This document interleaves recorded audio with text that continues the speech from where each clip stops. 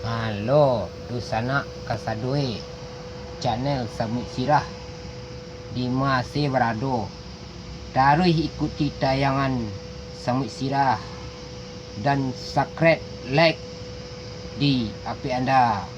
Semoga mendapatkan info-info menarik, lucu dan berilmu. Sanak pen-pen sadoi ambu kini wak de lah bahasa awak di pondok iaitu sawah.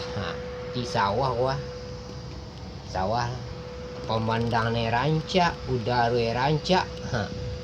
Kalau dakok narami atau di jalan linteh, oto hidup pikuk saya mama kak siang malam.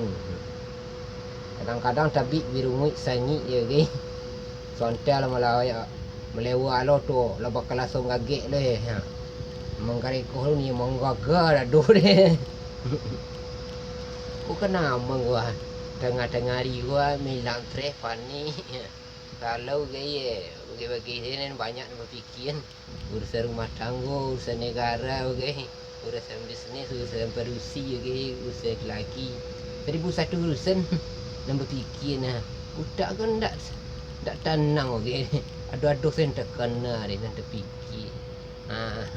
Sambil marah-marah nasi sambil duduk menaga lutut, takut sepuluh terkajut. Tu nak patut-patut saya lah. Tu bahasa daerah.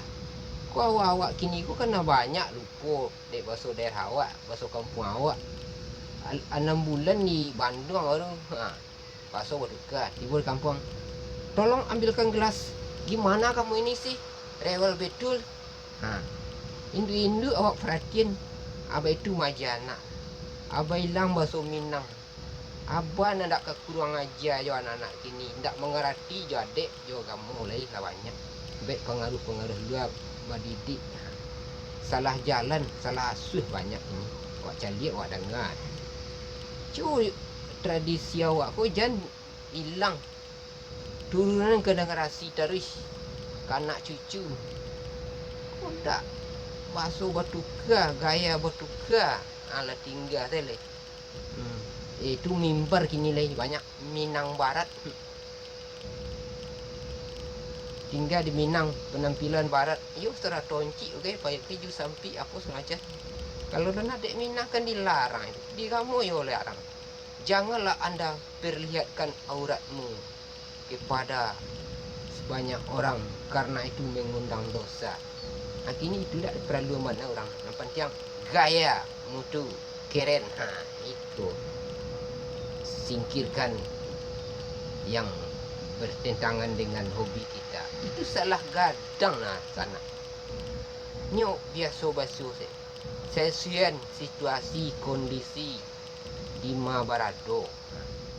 Kau jalan berado di desa, basuh-basuh kota. Mana kau menggarati? Yang kata nongi herang. Mau kemana sih? Belanja ke warung. Acu bahasa awak. Kemang. Beli rokok, beli sambal ke lapau. Kadang ya, itu kan lama. Kau tidak. Seminggu ada. Jalan di tukar-tukar. Jauh basuh daerah awak. Wah. Boleh basuh Indonesia kira tu. Bahasa Inggeris juga boleh, bahasa Cina, Jepang, boleh dapat. Tapi orang Jepang, orang Inggeris